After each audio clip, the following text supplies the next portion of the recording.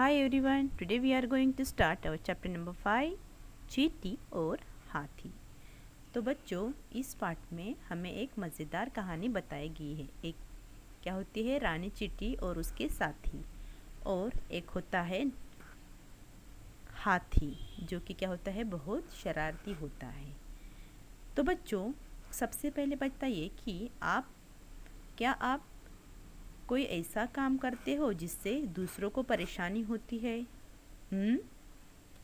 क्या हमें अपने आनंद के लिए दूसरों को तंग करना चाहिए?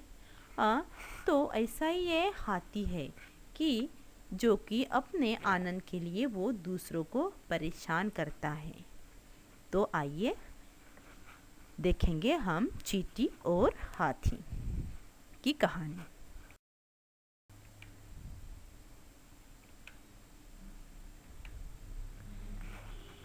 किसी जंगल में एक रानी चींटी रहती थी। वह सुबह भोजन की तलाश में निकल जाती थी। अन्य चींटियां भी उसके पीछे पीछे चल देती थी। उसी जंगल में एक हाथी रहता था।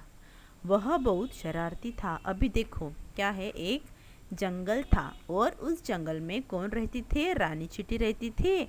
और वो क्या करती थी? सुबह सुबह भोजन की तलाश में निकल जाती थी। और जो अन्य चींटियाँ थी, उसकी अन्य साथी चींटियाँ भी थी, वो भी उसके पीछे पीछे चल देती थी। आपने शायद देखा होगा कि एक चींटी सामने रहती है तो उसके पीछे पीछे बहुत सारी चींटियाँ रहती है, यस ना? तो वैसे ही रानी चींटी सामने निकल जाती थी और उसके पीछे पीछे सभी चींटियाँ भी निकल पड़ती थी खाने की तलाश में। उसी जंगल में एक हाथी भी रहता था। वह बहुत शरारती था, शरारती यानी बदमाश था। वो हमेशा दूसरों को परेशान करता रहता था। तो वह दिन भर इधर उधर घूमता रहता। अभी वो हाथी क्या करता रहता कि वो हाथी इधर उधर दिन भर घूमता रहता, पेड़ पौधों को तोड़ता। पेड़ पौधों को क्या करता? वो तोड़ता रहता हमेशा। कभी अपनी सूंड में पानी भर कर लाता और जानवरों पर डाल देता, और कभी क्या करता? वो अपनी सूंड में पानी भरकर लाता था और जानवरों में डाल देता था। ऐसा वो नटखट शरारती हाथी था, जिसे दूसरों को परेशान करना बहुत पसंद था। वो उसको आनंद आता था। जंगल के जानवर उससे बहुत परेशान रहते थे। चींटियों का तो वह सबसे बड़ा दुश्मन था। जहाँ भी चींटियों को देखता कुचल देता। रानी चींटी यह देखकर बहुत दुखी होती थी। अभी देखो, उसकी यह शरारत से, उसकी यह आदत से क्या हुआ कि जंगल के जो पूरे जानवर थे वो बहुत परेशान रहते थे कि ये क्या करता है, हमें बहुत परेशान करता है इसे। और जो चींटियाँ थी उनका तो वो क्या था? दुश्मन था। वो क्या करता था कि जहाँ भी चींटियाँ देखी, चींटियों का टिल देखा, वो वहाँ उनको क्या करता था? कुचल देता था। बट जो रानी चींटी थी वो देखकर बहुत दुखी हो जाती थी। उसको बहुत, रानी चींटी को क्या हो जाता था? दुख होता था।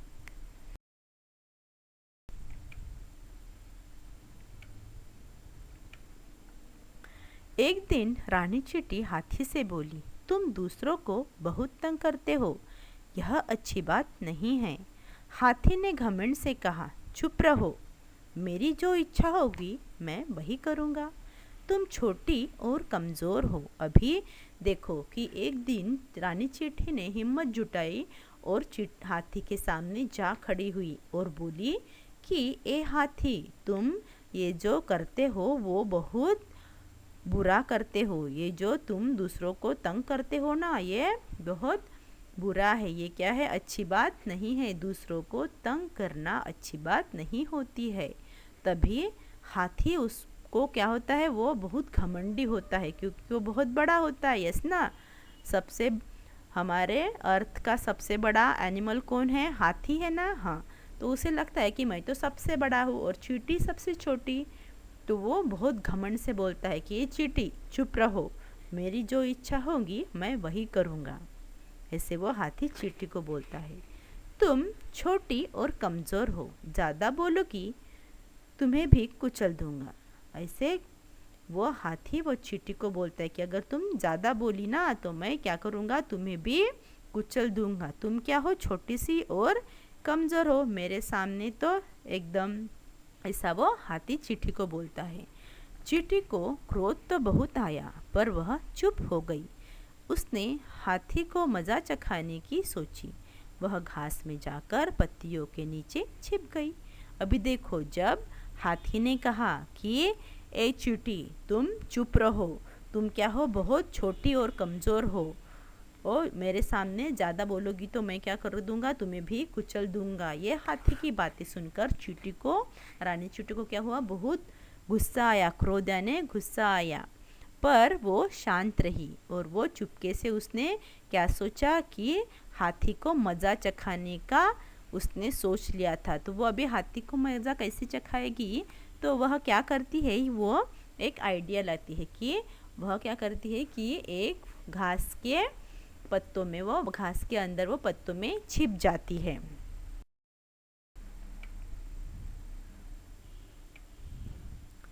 हाथी घूमते घूमते वहाँ आया तो चींटी चुपके से उसकी सूंड में घुस गई और उसे काटने लगी। चींटी ने हाथी की सूंड में जगह जगह काट लिया।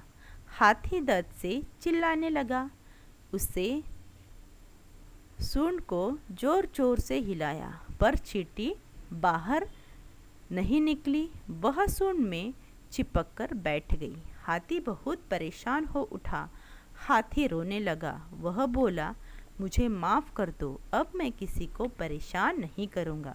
तो देखो बच्चों, चींटी ने कौन सी आइडिया लड़ाई, युक्ति की, कि वो घास के पत्ते के नीचे छिप गई, और जब हाथी घूमते घूमते वहाँ आया तो चुपके से वह हाथी के सूंड में घुस गई और उसके सूंड में उसने बहुत जगह काट लिया।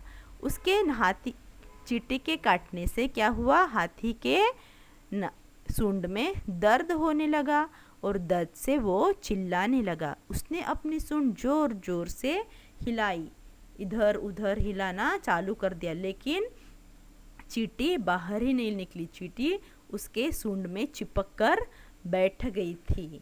तभी हाथी बहुत परेशान हो उठा और रोने लगता है। उसके काटने के दर्द से उसको बहुत दर्द हुआ। तब वह बोलता है कि मुझे माफ़ करो, मैं अभी किसी को परेशान नहीं करूँगा।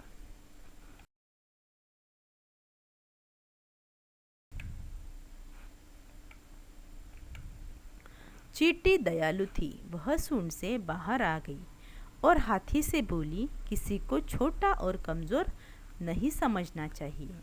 तो देखो, अभी आपको बात समझने आई कि ये रानी चींटी ने उसको कैसे सबक सिखाया, कि वो तो इतना बड़ा था, रानी चींटी तो बिल्कुल छोटी सी थी, लेकिन छोटी चीज़ ने भी उसको इतनी बड़े हाथी को क्या कर दिया, परेशान कर दिया, रुला दिया।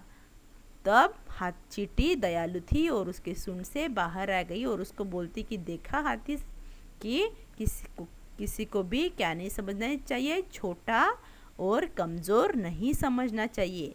हाथी को अपनी गलती समझ में आ गई। अपनी गलती का उसको क्या हो गया, अनुभव हो गया था। उसने चींटी से क्या मांगी, माफ़ी मांगी। फिर कभी भी हाथी ने किसी को नहीं सताया।